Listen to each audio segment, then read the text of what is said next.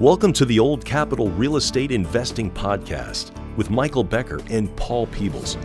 During this program, you will hear interviews with real-life successful investors who will share their stories and provide useful advice on how to acquire, finance, and operate apartment complexes. Now, here they are, Michael Becker and Paul Peebles. Welcome to the Old Capital Real Estate Investing Podcast. I'm your host, Paul Peebles, National Underwriter for Old Capital. And joining me today is Michael Becker. Hey, Paul. Michael, also with Old Capital.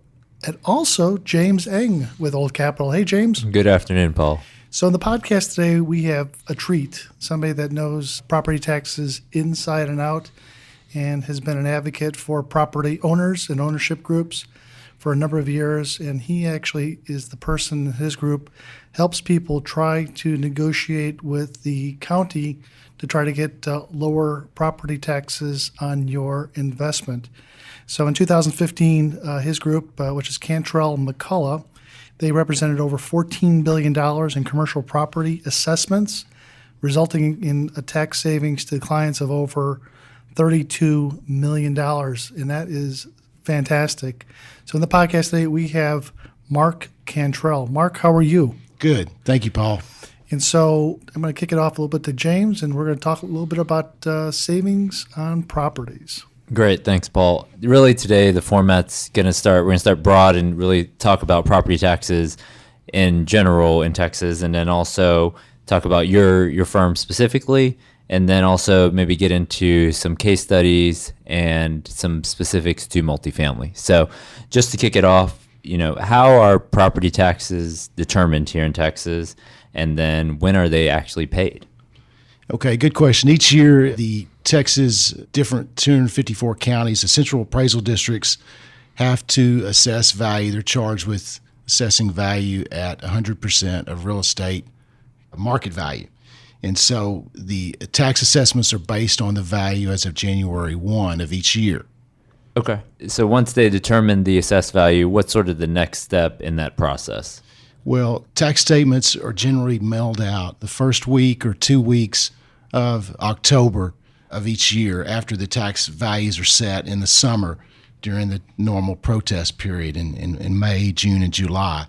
The taxing entities set their tax rates in late September of each year, the city, the school, and the county. And the city and the county are a smaller portion of the tax rate. The schools are about 60% of the overall amount. And so those are set at the end of September. Tax bills go out in October, and then the taxes are due in January 31 of the following year. Okay, so once you get the bill in October, is that too late, or when are owners on commercial properties really going back to the counties to contest their value? Okay, notice values each year are sent out approximately May 1 of each tax year. And so owners at that point have 30 days to file a protest. And actually the tax code says that they have 30 days from receipt of their tax notice or May 31, whichever is later. And so during May is when tax consultants or owners can start meeting with the appraisal districts and try to informally determine their value for that tax year. Tax consultants like us, we start meeting with the appraisal districts about May 15, and then we do informal hearings all the way through July. Typically, the more experienced consultants have ARB hearing dates that are in late June, early July. So we try to settle things informally. The taxing appraisal districts, they like to settle values informally. They make good faith efforts to do so during this time period. Okay, so for the first month, you're really looking at an informal review.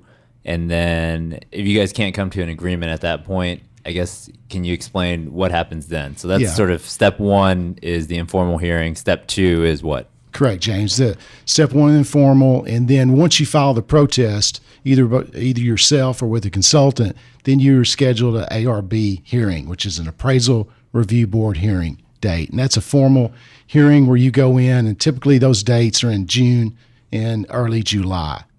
And I would say that probably 5% of the time the value that's determined at the appraisal review board is the value that is the ending number.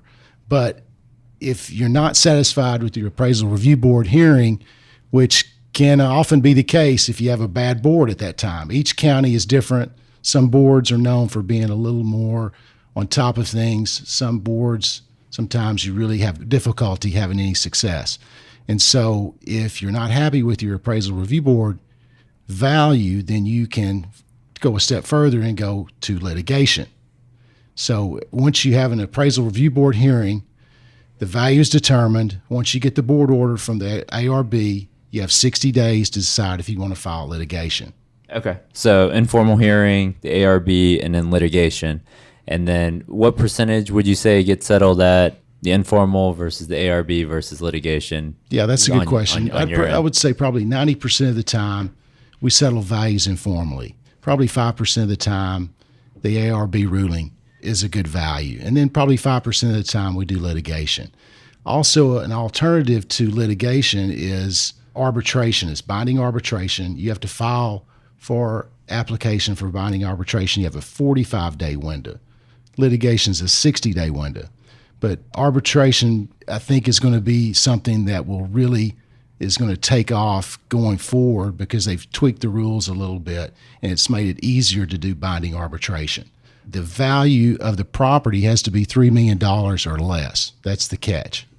So you can't arbitrate a large No. multi-hundred unit property? Okay. Yeah, it has to be $3 million. It used to be the maximum was $1 million, and they changed the law this past year. So now it's $3 million, and we did a lot of binding arbitration cases this past year, and we're really successful. And the cost is anywhere you have to put a deposit between $500 and $1,050. It's on a sliding scale. And if you win the arbitration, then all but $50 was refunded to the taxpayer. So really binding arbitration can be basically free, where litigation can be $2,500 to $3,500, somewhere in that range. Okay, now that the audience has a good idea of how property taxes are determined and then sort of the process, maybe give us some background on the firm and how you guys started. I think back in 2001 when you started the firm.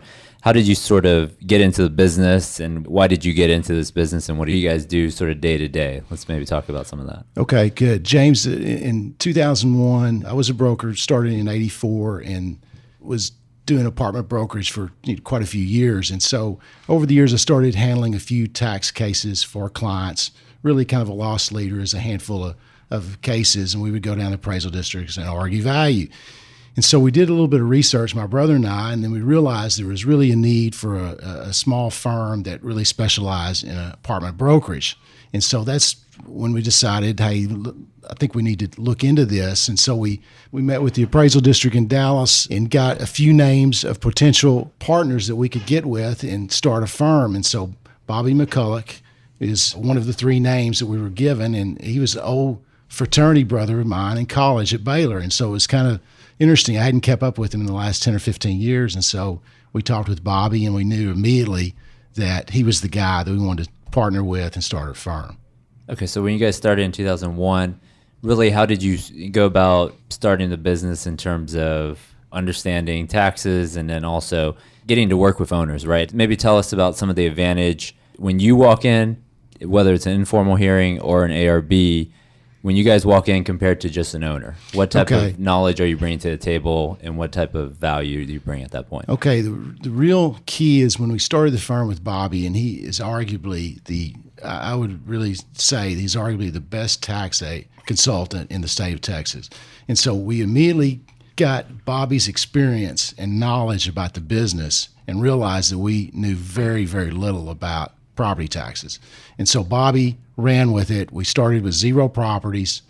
We just got on the phone, started making contacts with a lot of people that we've done business with in the past few years. And so we just kind of built our business that way. And then now we have 9 consultants, actually 8 consultants in addition to Bobby.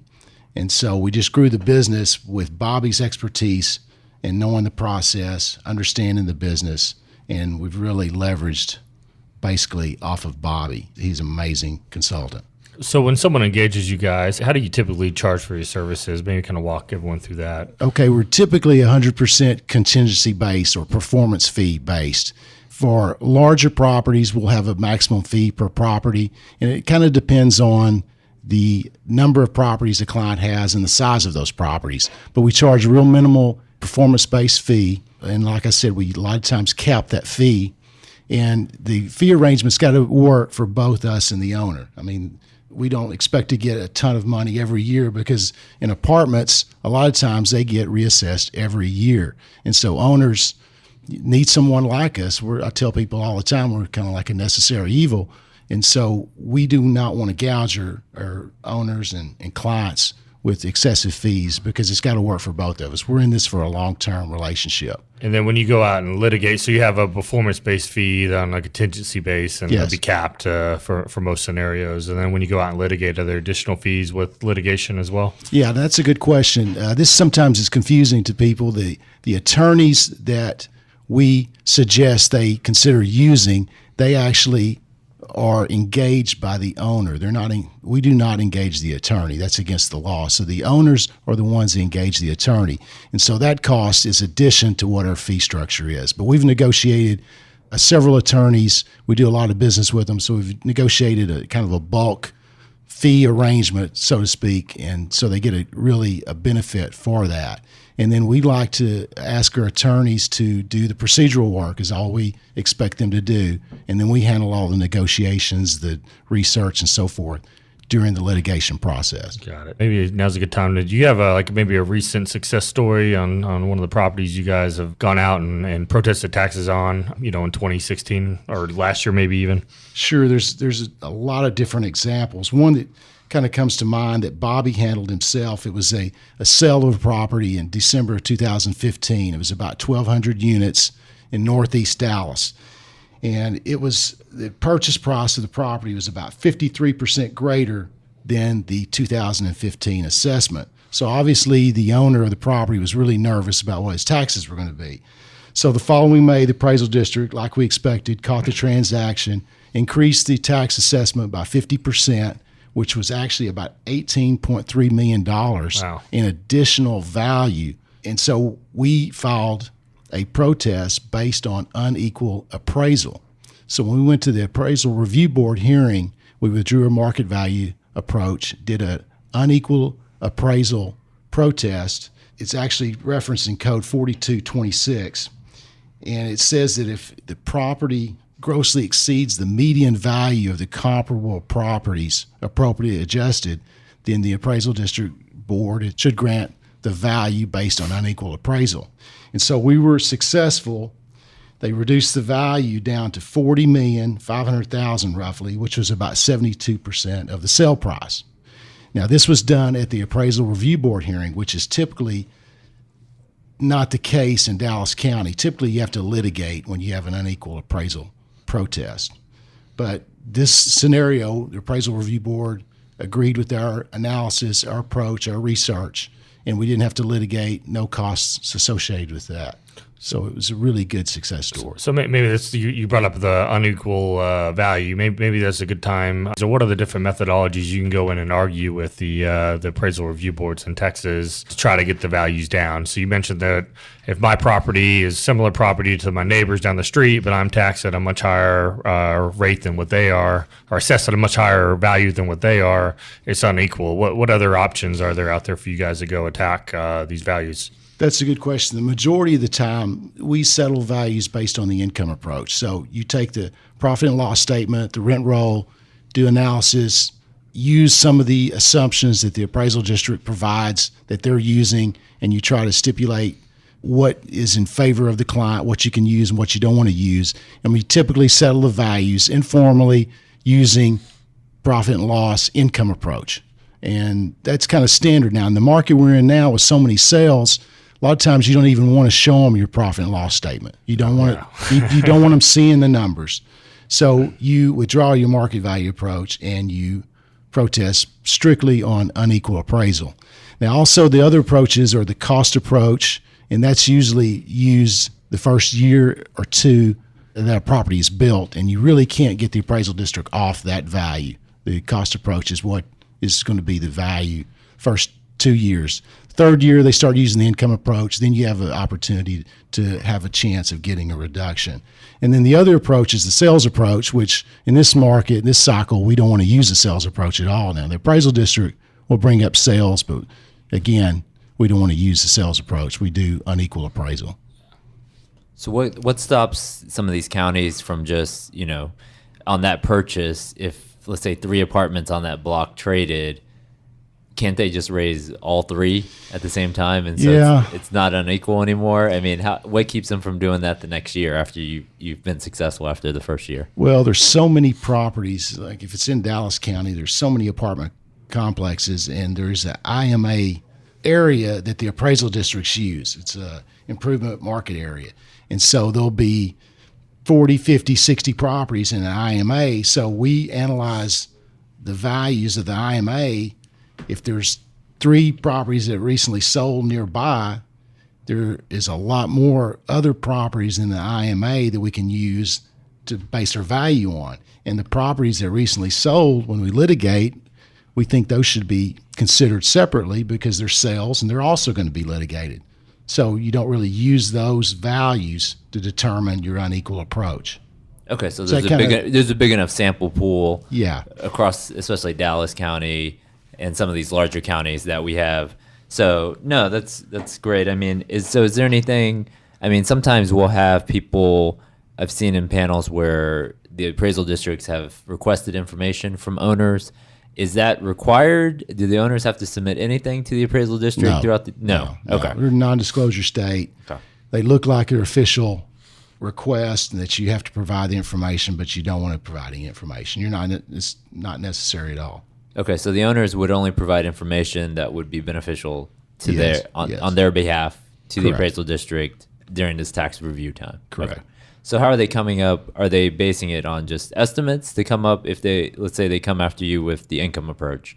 Are they basing it off general assumptions of rents? How are they determining their NOI on that? Yeah, the appraisal districts, they're really sharp. They look at ALN, they look at sales, they look at expense reports. They've really gotten good at what they do as far as valuation.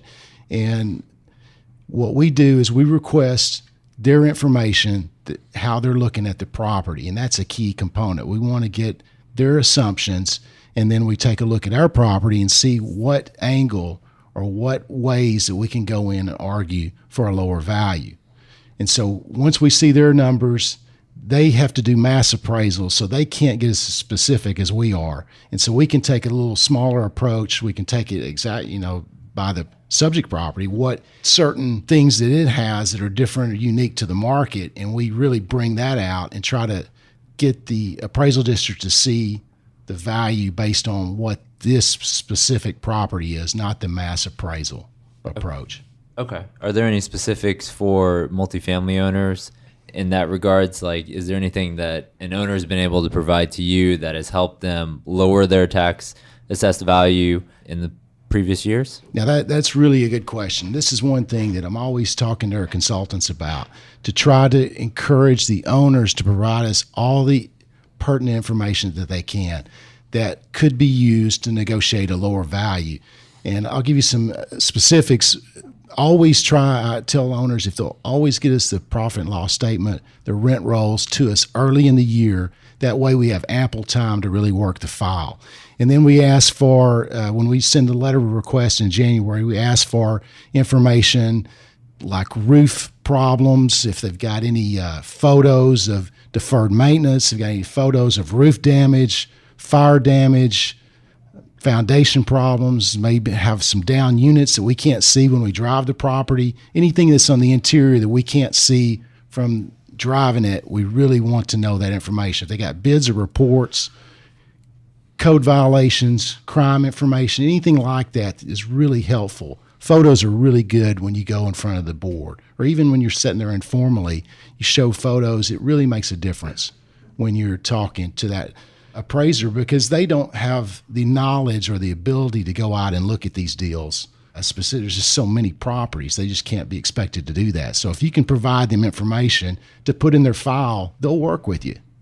Okay. All right. No, and that's great. I mean, a lot of these deals, especially on that, let's say that owner on your specific example who went in and bought the property for over 50 million, is there anything they can do sort of right either during the acquisition phase? I mean, a lot of owners are underwriting 75 to 80% of assessed value of the purchase price to be conservative.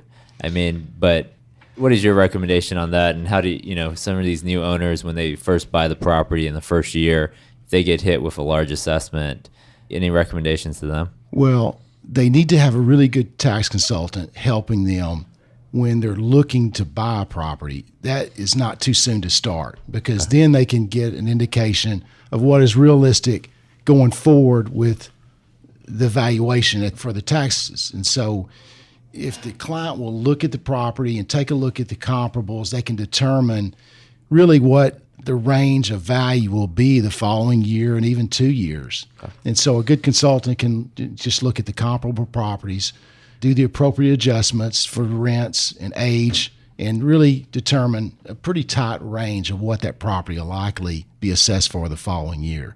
So you really need to get ahead of the tax assessment before you buy the property, or at least when you're looking at to invest in the property. I just highly encourage you to get involved. All right, Mike, let's bring it down to the bottom shelf for some of us dumb people to understand what the heck Mark's talking about. So why are property taxes, especially in the state of Texas where we get reassessed every year or every couple of years on commercial properties like this, why is this line item on an operating statement so important to people? It's such a large percentage of your operating expenses every year. So if you can, when you're buying these properties, like Mark's mentioned over the last several years, the existing in-place tax assessment is so much lower than what they're trading at now. So a lot of these times you're darn near doubling what the previous owner was paying versus what you can expect to pay. So if you're buying a couple hundred unit apartment complex, you're talking about hundreds of thousands of dollars in potential increased liability.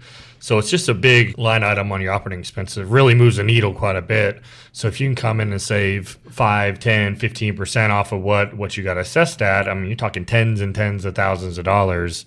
It can really impact the bottom line.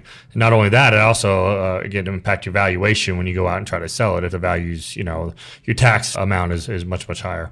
Where do you think, Mike, at what sales price of a property do you think a tax consultant should be brought in? What stage? So when we're out looking to buy, as you know, we own quite a few properties. So we're looking at buying properties. I always call, we happen to use Cantrell McCulloch and we use Bobby. And so when I'm looking at buying a property, I always call Bobby. He's like one of my, once we kind of get it pretty much tied up and we're almost to the point of writing a contract, I always call Bobby and he's say, one of your valued team members. Hey, I'm underwriting at this amount.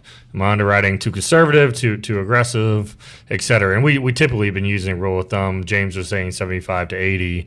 Typically, it's been about 85% is the way we underwrite. And then in this year, we own some properties in Tarrant County, which is where Fort Worth is. And it's been a real nightmare with those guys. And so we were underwriting those closer to 90% just because of, how aggressive Tarrant County this year has been on their valuations. I would say that, all taxing authorities throughout the United States are looking for ways to, putting more money into their purses. So being able to push over higher tax bills to everybody is a way that they're able to do it. Mark, tell me a little bit about other states. I mean, do you guys work in other states too, or is it just Texas? Yes, Paul. We're in 35 states for 2016.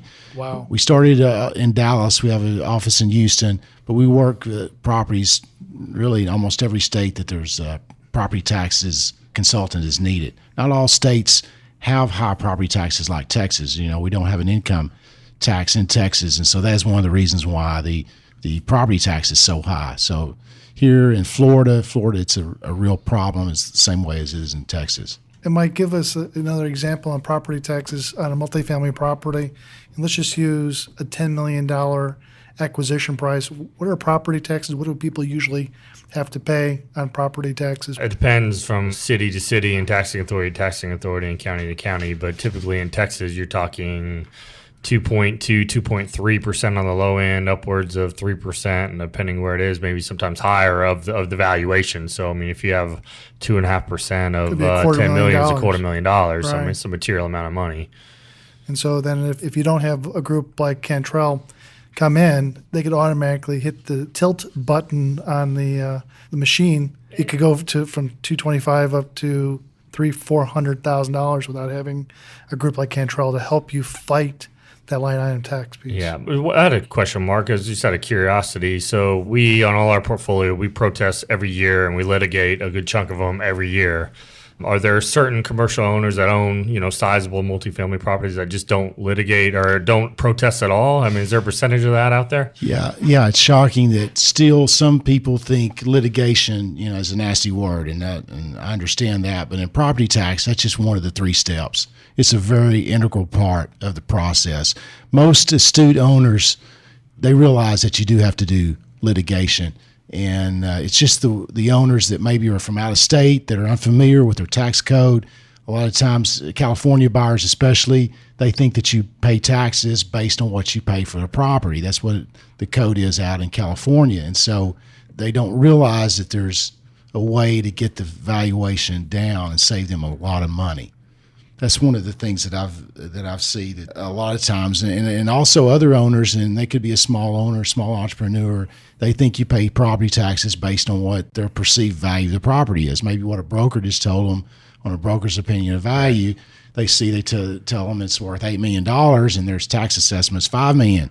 Well, they still should have a property tax consultant review their P&L, their rent roll, and then give them a professional opinion of value, because really the property tax consultant is only going to get paid if he saves the owner money. And so he's not going to waste his time or the owner if he can't save dollars. And so you should always have your tax consultant every year look at the value early. Don't wait till the notice values come out. I see a lot of owners do that. They want to wait, see what their notice value, then call their tax consultant and say, hey, can you help me? At that point, we're already meeting with the appraisal district. It's really hard to spend as much time as needed to really analyze the deal the way we want to do if we're brought in late in the game. What's the lowest valuation you guys will look at to try to help a borrower? Okay, that's a good question. I would say $1 million or greater. We have several clients that have some properties that are smaller than that. If there's enough of them, we'll take a look at those. So it's really anywhere $500,000 or greater, I would say. Yeah, and you guys, whether you are the number one tax advisor for property reduction in Texas or you're number 2, I mean, you guys do a great amount of business. I mean, the assessors are trying to build your property into the absolute castle. Mark and his group are trying to bring it down to a reality and help you put it in writing. I really don't think, as I've always said, this is a team sport. I don't really think you can do this by yourself without having a group that has a roadmap that's done it not just once or twice. It just doesn't do it once like you would do on one property a year, but does it thousands of times a year for thousands of owners. And you guys just don't do multifamily. You guys do, office and retail, all kinds of different things. Talk a little bit about some of the other things you guys do. Correct. We have different consultants that have different specialization. And this past year in 2016, we represented $17 billion in value. $11 billion was in multifamily, so that's a big part of our business, obviously. But we did $6 billion in commercial properties, which would be shopping centers, office buildings, hotels, motels, some land, anything that's income producing. We really feel like we can offer something to the clients. Just one thing, Paul, that you brought up my memory. Mark jogged my memory when he was talking. One of the things I think would be a good tip that we do that I can hopefully share with everyone else is every year when we're, all the loans that we have monthly escrows for property tax. And so every year when we're going through the whole consulting, either in the spring or right after the assessments come out, we try to figure out what we anticipate our value will settle at, and then we adjust our escrows up every year early on. So we have multiple months to catch up. I've seen people in the past not pay attention to this. They're escrowing at a lower amount. Then the year their tax gets popped up and they're way short on their property tax escrow, and they're having to bring a check to the table at the end of the year.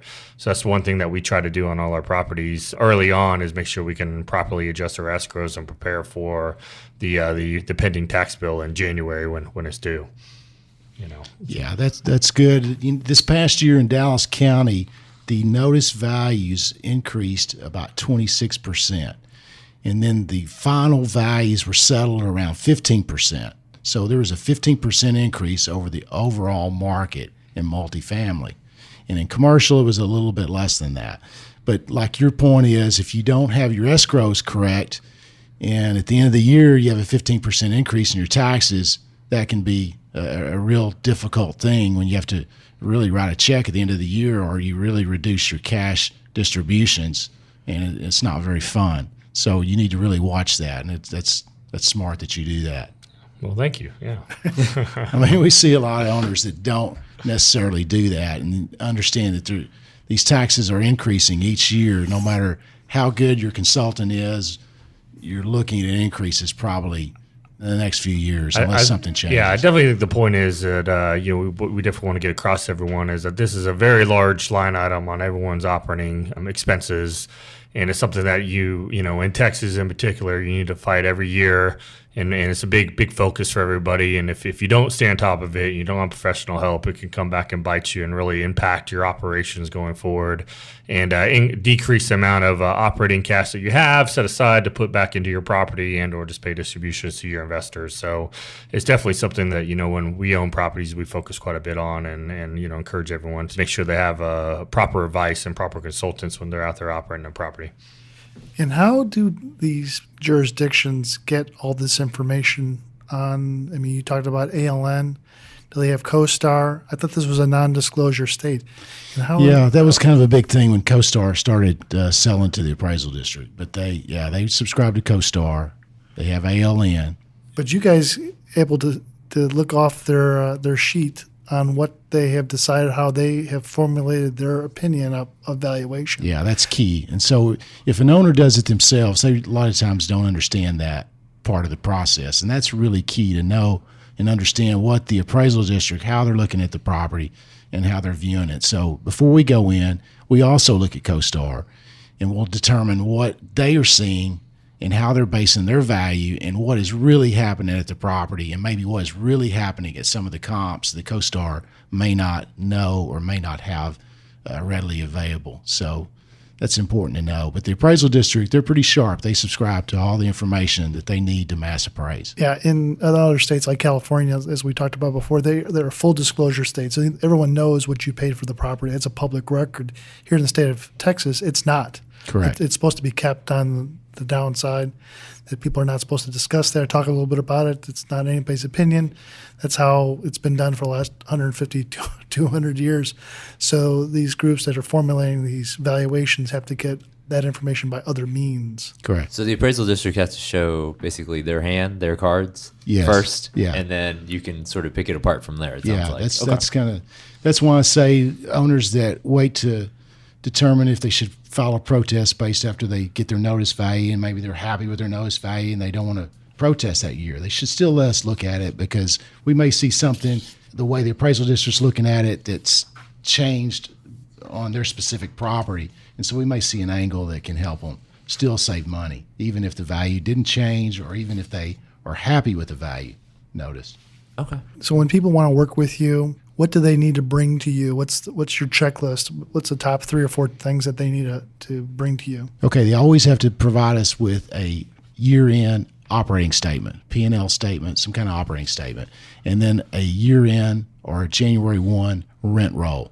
Those are the 2 things that we have to have when we go down the appraisal district, or they typically will not negotiate with us.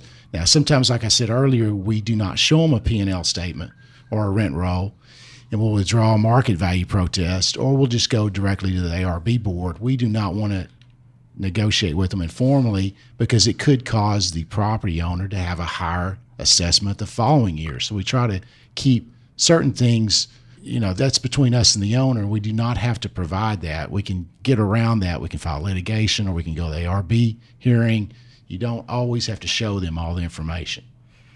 And once you guys settle at that lower valuation of the property, which interprets a lower tax bill, how long is that in effect for? Is that in effect for a year, 2 years, 3 years? How long is that lower? Yeah, that's something that a lot of owners, they think, okay, we've got a really favorable ruling this year, or we got a litigated value ruling this year, so we shouldn't have to worry about the following year because it just happened. But that's not really the case. They can reassess every year. They have to, by law, reassess every 3 years.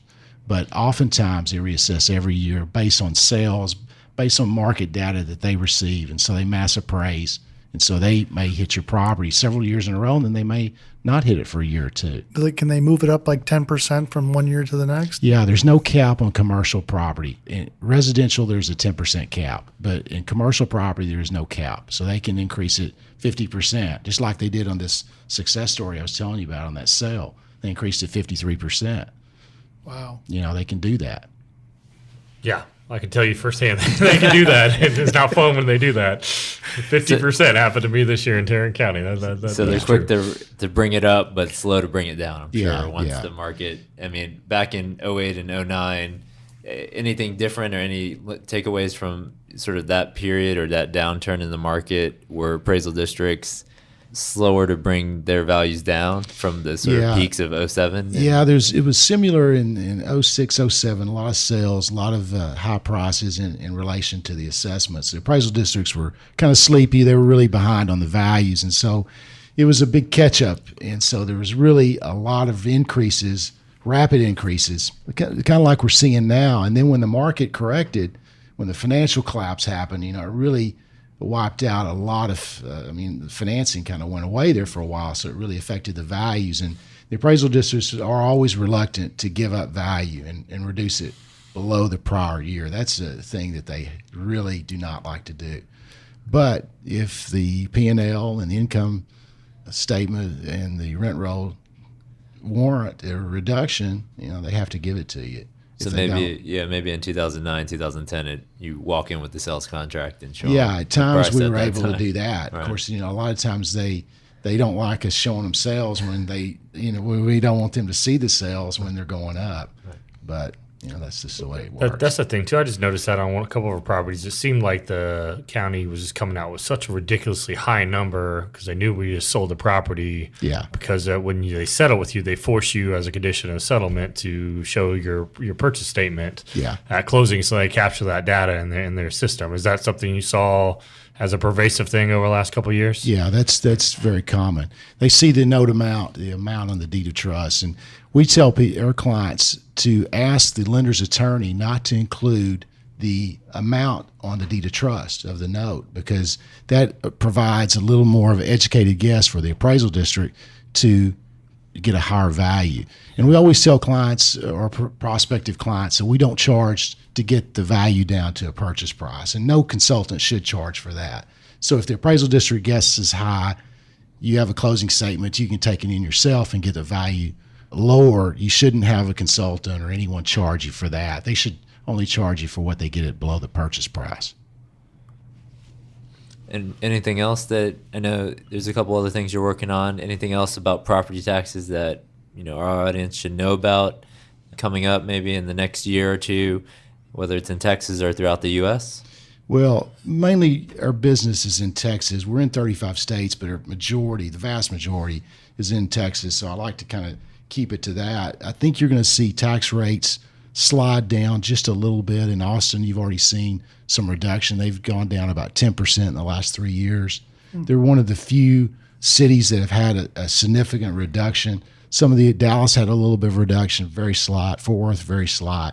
But I think you'll see pressure on these taxing entities to lower their tax rate as their overall value has really increased on the property. So there's pressure to go down on the tax rates. And then we're trying to help with the legislature this year. We've come up with a advocacy group. It's taxpayers and property tax consultants, where we're trying to revise a little bit the ARB hearings and the qualifications of the board members. That's always frustrating when you have a terrible appraisal review board, and it happens more frequently than you would think. We're trying to get some rules and regulations changed where when you go to the ARB hearing, you'll really have a fair hearing, and they're very qualified and not really just trained by the appraisal district, but trained by the state of Texas. So it's not somebody that's really kind of agrees with the appraisal district. And we sometimes see that in some of the smaller counties. So it's a fair hearing. Yeah, you want a fair hearing. So we're trying to work with this group, and I think we'll have some success this year in the legislature. Okay. All right. What's the best way, if an owner wants to reach out to you guys to use your services or maybe learn a little bit more about taxes, what's the best way for people to reach you and your team? Well, they can go to our website, cmi-tax.com. It's Cantrell McCulloch Inc., so it's cmi-tax.com. We have a 1-800 number. Call me at 214-368-1295. Either or just put a Cantrell McCulloch in your Google and we'll come up.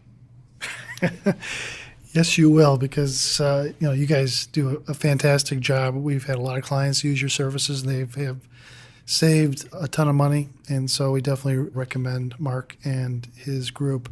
Anything more, James, to add to it? Michael, anything more to it? All right, let's kind of wrap it up here. James, anything we should be talking about coming up? No, I think just a couple things on the podcast. If you like what you're hearing, and if you could subscribe to the podcast, number one, and then also give us a rating on iTunes, that'd be great. And if you want to hear more about multifamily financing or read a little bit more, you can request our white paper at info@oldcapitallending.com, info@oldcapitallending.com. James, thanks for hanging out with us in the podcast. Michael, always a pleasure. And Mark Cantrell, thanks for spending some time with us and educating on how we can save some money on owning multifamily properties. Thanks, Mark. Thanks, Paul, for having me. Thanks for listening to the Old Capital Real Estate Investing Podcast. Please join us at oldcapitalpodcast.com to sign up for our weekly email updates. We'll see you next week for another great interview.